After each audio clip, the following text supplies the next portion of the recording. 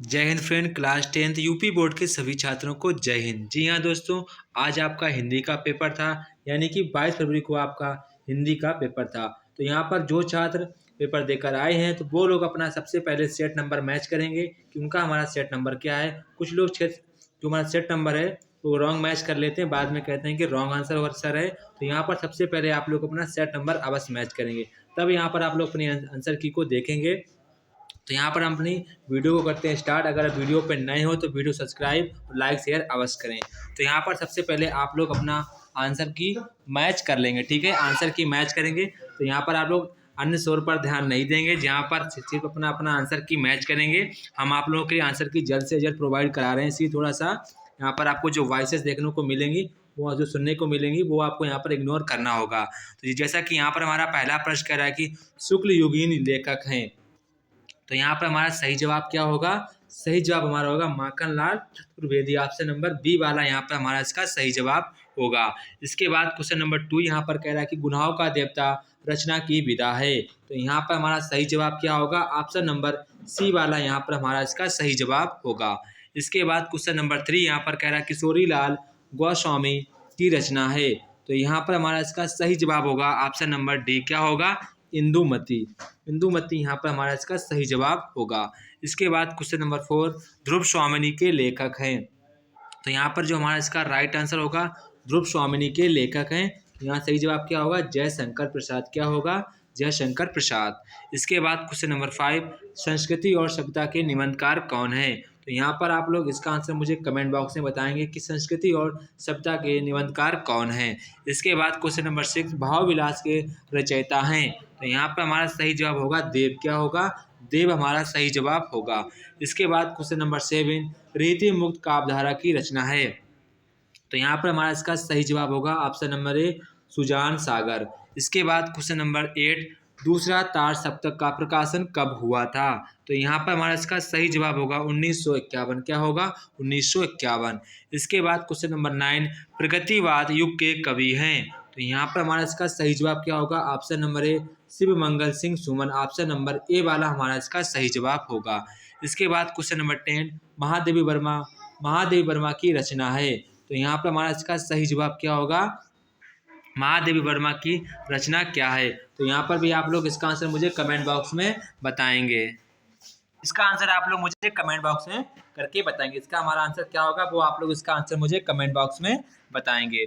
इसके बाद question number 11 Vindhya के वासी उदासी तपोव्रतधारी महाविनु नारी दुखारे पंक्ति में कौन सा रस है, तो यहाँ पर आपके केवल 2 ही रस हैं, तो यहाँ पर आपको काफ़ी आसानी होगी। तो यहाँ पर हमारा इसका सही जवाब क्या होगा? ऑप्शन नंबर बी हास्य रस। क्या होगा? हास्य रस यहाँ पर हमारा इसका सही जवाब होगा। इसके बाद क्वेश्चन नंबर 12 जहाँ उपमेय में उपमान की समानता प्रकट की जाए वहाँ अलंकार होता है, तो यहाँ पर हमारा सही जवाब क्या होगा? ऑप्शन नंबर सी उत्प्रेक्षा अलंकार। क्या होगा? उत्प्रेक्षा अलंकार। इसके बाद क्वेश्चन नंबर यहाँ पर 13 सोरठा छंद में दूसरे और चौथे चरण में कितनी कितनी मात्राएं होती हैं, तो यहाँ पर हमारा सही जवाब क्या होगा? 13 कितना होगा? ऑप्शन नंबर डी वाला यहाँ पर यहाँ पर केवल डी वाला हमारा इसका सही जवाब होगा। इसके बाद क्वेश्चन नंबर 14 अपव्यय शब्द में उपसर्ग जुड़ा है, तो यहाँ पर हमारा इसका सही जवाब होगा ऑप्शन नंबर सी। क्या होगा? अब क्या होगा? अब यहाँ पर हमारा इसका सही जवाब होगा। इसके बाद क्वेश्चन नंबर 15 माता पिता में समास है, तो यहाँ पर हमारा सही जवाब क्या होगा? द्वंद्व समास। क्या होगा? द्वंद्व समास। इसके बाद क्वेश्चन नंबर 16 समुद्र शब्द का पर्यायवाची नहीं है, सही जवाब क्या होगा? महीपति। क्या होगा? महीपति। इसके बाद क्वेश्चन नंबर 17 सौ का तत्सम शब्द है, तो यहाँ पर हमारा सही जवाब क्या होगा? सत। क्या होगा? सत। इसके बाद क्वेश्चन नंबर 18 तेसाम में विभक्ति और वचन है, तो यहाँ पर हमारा सही जवाब क्या होगा? ऑप्शन नंबर सी षष्ठी विभक्ति बहुवचन। इसके बाद क्वेश्चन नंबर 90 तुमसे सोया नहीं जा सकता है वाच्य में वाक्य है, तो यहाँ पर हमारा सही जवाब होगा ऑप्शन नंबर बी भाववाच्य। क्या होगा? भाववाच्य। इसके बाद क्वेश्चन नंबर 20 विकारी पद नहीं है, तो यहाँ पर हमारा सही जवाब होगा ऑप्शन नंबर बी सभा।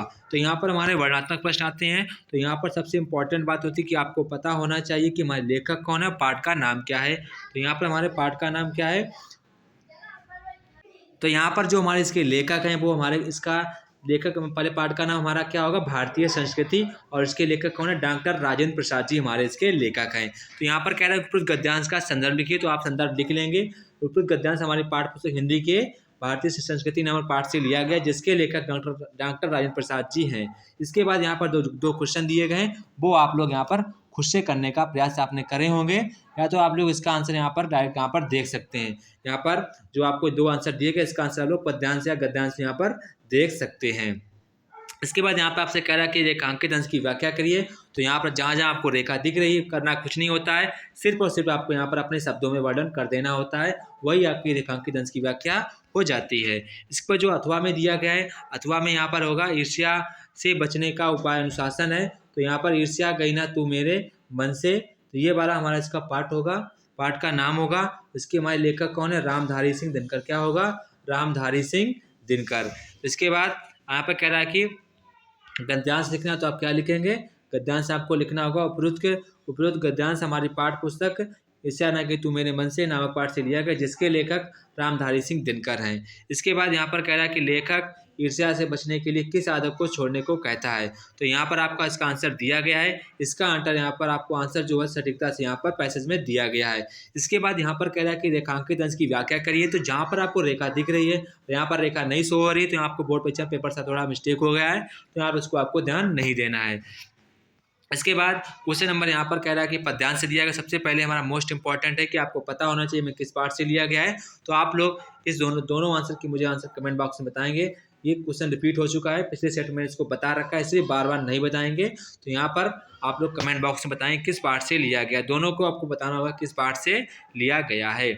इसके बाद हमारा यहाँ पर है क्वेश्चन नंबर 23। क्वेश्चन नंबर 20 यहाँ पर 3 कह रहा है कि आपको संदर्भ सहित व्याख्या करनी है, हिंदी में अनुवाद करना है। तो यहाँ पर कह रहा है विषय श्रेष्ठता भारतीय संस्कृति, तो किस पाठ से लिया गया है, ये हमारा लिया गया है भारतीय संस्कृतियाँ नामक पाठ से लिया गया है। ये भी हमारा जो सेट में है। तो यहाँ पर हम इसको हिंदी को अनुवाद में पहले से बता चुका हूँ, पिछले सेट में आप देखेंगे वो मैंने यहाँ पर इसका हिंदी का पूरा बता दिया है किस पाठ से लिया गया है, भारतीय संस्कृति नामक पाठ से लिया गया है। और मैं इसका पहले जो सेट है उसमें मैं इसकी हिंदी बता चुका हूँ, तो वहाँ पर आप उसकी हिंदी देख सकते हैं।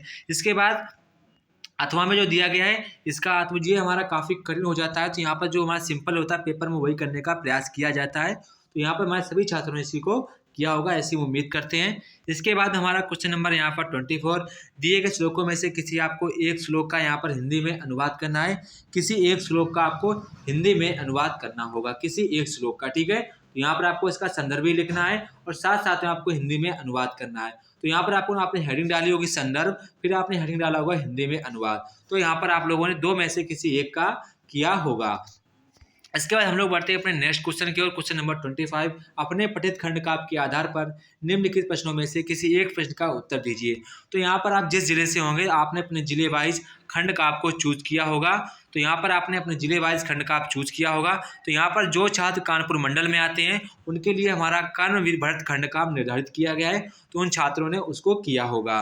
तो यहाँ पर आप जिस जिले से होंगे, तो यहाँ पर आप लोगों ने अपने जिले के अनुसार अपना अपना खंड काव्य किया होगा। इसके बाद हमारा आता है जीवन परिचय। तो यहाँ पर आप लोग जीवन परिचय, आपने जिस पर जीवन परिचय लिखा होगा तो आप मुझे कमेंट बॉक्स में बताएंगे आपने किस पर जीवन परिचय लिखा है। इसके बाद यहाँ पर हमारा आता है कवि पर जीवन परिचय लिखने को, तो आप लोगों ने कवि पर भी जीवन परिचय लिखा होगा, तो आप कमेंट बॉक्स में बताएंगे कि आपने किस कवि पर जीवन परिचय लिखा है। इसके बाद यहाँ पर आपको श्लोक लिखना था, आपने श्लोक लिखा हुआ होगा। अपने पाठ पुस्तक से संस्कृत खंड से पाठ वस्तु से कंठस्थ कोई श्लोक लिखेंगे जो इस प्रश्न पत्र में ना आया हो, मतलब कि जो इस पेपर में ना आया हो श्लोक, उसी श्लोक को आपको लिखना होगा। इसके बाद कह रहा है कि छात्रावास की जीवन शैली विषय पर अपने मित्र को पत्र लिखिए। अथवा में कह रहा है कि विद्यालय में खेल कूद की सामग्री को ध्यान दिलाते हुए प्रधानाचार्य को प्रार्थना पत्र लिखना है। तो यहाँ पर आपको किन्हीं 2 में से एक करना था। इसके बाद यहाँ पर कह रहा है कि आपको संस्कृत के किन्हीं 2 प्रश्नों के उत्तर देना था। तो यहाँ पर स्वनाम करेंगे, तो यहाँ पर क्या करेंगे, आजादा, क्या करेंगे, आजादा। इसके बाद यहाँ पर कह रहे हैं पुरुराज केन सही उद्यम, तो केन की जगह क्या करेंगे, अलछेंद्रा, क्या करेंगे, अलछेंद्रा यहाँ पर आपको कर देना है। तो आपको सिर्फ 2 करने हैं, तो मैंने आपको 2 बता दिए हैं। अदरवाइज आपने और दूसरे किए हैं तो उसमें से कोई बात नहीं है, वो भी आपके सही होंगे। इसके बाद हमारा आता है यहाँ पर question number 30, most important question, काफ़ी बड़े नंबर का भी क्वेश्चन है। तो यहाँ पर मैंने बता रखा है कि आपको निबंध कैसे लिखना है, ऐसे कैसे लिखना है, काफ़ी आपको मैं बता चुका हूँ पहले से। तो आप वीडियो को सब्सक्राइब और लाइक से जरूर करें, क्योंकि आपको जो आपका नेक्स्ट क्लास होगा वो आपको यहाँ पर काफ़ी आपको PDF वगैरह आपको फ्री प्रोवाइड की जाएँगी। जो नेक्स्ट आपका स्टडी मटेरियल वगैरह होगा, वो आपका इसी चैनल पर मिल जाएगा। तो वीडियो को सब्सक्राइब, लाइक, शेयर ज़रूर करें। जय हिंद दोस्तों, फिर मिलते हैं अपने नेक्स्ट वीडियो में।